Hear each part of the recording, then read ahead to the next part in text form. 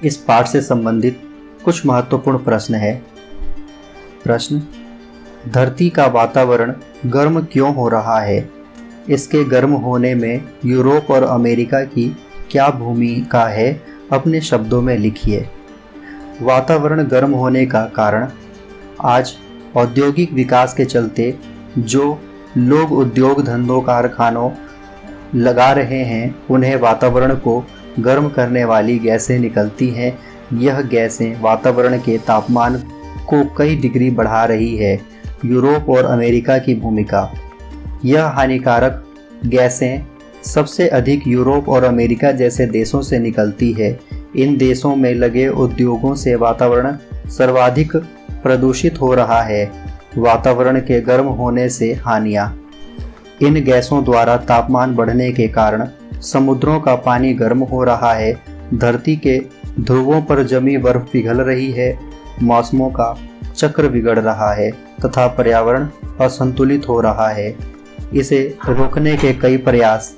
इन हानियों से बचने के लिए हमें प्राकृतिक का विकास के साथ लेकर चलना होगा। उद्योग धंधों में ऐसा विकल्प चुनना होगा जिससे हमारे पर्यावरण को भी हानि न पहुँचे, जैसे बंजर धरती पर औद्योगिकरण करना या जंगलों को बेवजह काटना आदि। प्रश्न: आज की सभ्यता इन नदियों को गंदे पानी के नाले में कैसे बदल रहे हैं?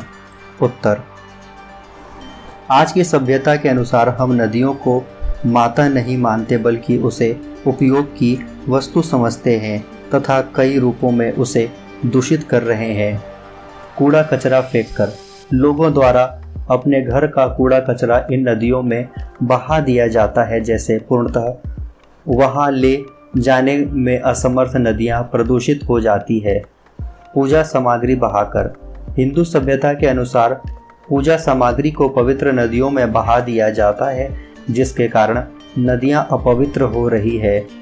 कल कारखानों का रासायनिक पदार्थ: उद्योगों कारखानों से निकला सारा रासायनिक पदार्थ नदियों में बहाया जाता है, जिससे नदियों का पानी जहरीला भी हो रहा है। नदियों का निरंतर रखरखाव न करना: नदियों को अनावश्यक समझकर इसके रखरखाव व सफाई पर बिल्कुल ध्यान नहीं दिया जाता, जिससे यह गंदे नालों में परिवर्तित होती जाती है। प्रश्न: अपना मालवा पाठ में जब सब जगह बरसात की झड़ी लगी रहती है, तब मालवा का जनजीवन पर इसका क्या असर पड़ता है? उत्तर: मालवा में जब बरसात की झड़ी लगी रहती है तब सामान्य जीवन प्रभावित होता है। ग्रामीण क्षेत्र में शहरी व्यवस्था नहीं होती है। सड़कें तथा नालियों के व्यवस्थित न होने के कारण वहां निवासी बरसात के मौसम में प्रभावित होते हैं। फसल को फायदा तथा नुकसान: बरसात का मौसम फसल के लिए बेहद उपयोगी साबित होता है। यह बरसात फसल को जीवन प्रदान करता है। इस मौसम में पैदावार भी बढ़ जाती है, किंतु कई बार अधिक वर्षा के कारण खेत में लगे हुए फसल बर्बाद हो जाते हैं, जिससे उनके मौसमी उपज पर प्रभाव पड़ता है। आवागमन में परेशानी: प्राचीन समय से ही बरसात के 4 महीने आवागमन के लिए उचित नहीं माने गए हैं। साधु संत बरसात के मौसम में एक जगह रुक जाया करते थे, चाहे वह गुरुकुल हो या किसी बस्ती में। वहां रहकर वह ज्ञान वार्ता किया करते थे। उस समय यातायात का उचित माध्यम नहीं था। सड़कें जलमग्न हो जाया करती थी, जिसके आवागमन में बाधा उत्पन्न होती थी। मालवा में भी कुछ इसी प्रकार की समस्या होने के कारण यातायात प्रभावित हो जाया करता था। प्रश्न: अब मालवा में वैसा पानी नहीं गिरता, उसके क्या कारण हैं? उत्तर: यहाँ लेखक बदल रहे पर्यावरण ताप वृद्धि की ओर संकेत कर रहा है, जिसमें निम्नलिखित कारण हैं। ताप वृद्धि का कारण: आधुनिक उपकरणों का प्रयोग, जंगलों को नष्ट करना, नदी तालाब आदि के रखरखाव न करना, जल स्रोतों को दूषित करना आदि कारण से वातावरण में निरंतर परिवर्तन देखने को मिल रहा है। इस अनदेखी का एक बड़ा परिवर्तन यह है कि बरसात पूर्व जैसा नहीं होता। बरसात प्रकृति चक्र पर कार्य करती है।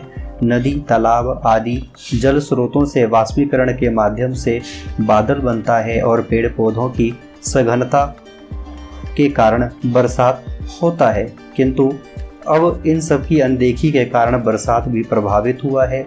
लोग विदेशी परंपरा का आधुनिकीकरण कर रहे हैं। इस आधुनिकीकरण और अंधानुकरण के कारण खाऊ उजाड़ू सभ्यता का विकास हो रहा है। निरंतर ताप वृद्धि पृथ्वी पर जीव जंतुओं तथा मनुष्य को प्रभावित कर रहा है।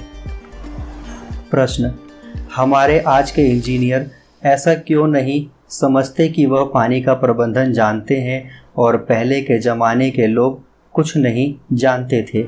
उत्तर, लेखक ने आज के इंजीनियर तथा पाठ्यक्रम की ओर संकेत करते हुए स्पष्ट किया है कि पहले की जो तकनीक हुआ करती थी वैसी आज नहीं है।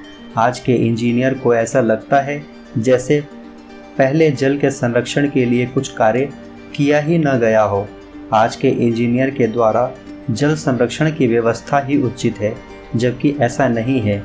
पूर्व समय में भी जल संरक्षण के प्रति लोग सजग थे। बरसात आदि का पानी व संरक्षण करने का माध्यम जानते थे, इसलिए जगह जगह ताल तलैया बना दिया करते थे, जिसमें पानी संग्रहित होकर उनके पशुओं तथा खेतों के काम आ जाया करता था। बड़े बड़े राजाओं ने जल संरक्षण के लिए बावलियाँ तथा कुआं, कुंड आदि का निर्माण कराया था।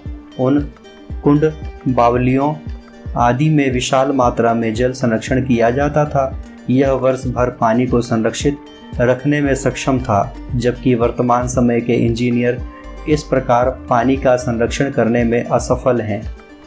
प्रश्न, अपना मालवा पाठ में विक्रमादित्य और भोज और मंजूरिनेसा के बहुत पहले हो गए पानी के रख रखाव के लिए उन्होंने क्या प्रबंध किए हैं? उत्तर, पूर्व समय में बड़े बड़े राजा रजवाड़ों ने जल के संरक्षण के लिए अपनी सहभागिता दिखाई। उन्होंने अपने सामर्थ्य के अनुसार बड़े बड़े ताल तलैया, बावड़ियाँ आदि का निर्माण कराया, जिससे उनकी प्रजा को किसी प्रकार का कष्ट न हो। आज भी उनके द्वारा बनाए गए बावड़ियाँ देखने को मिलती है। इन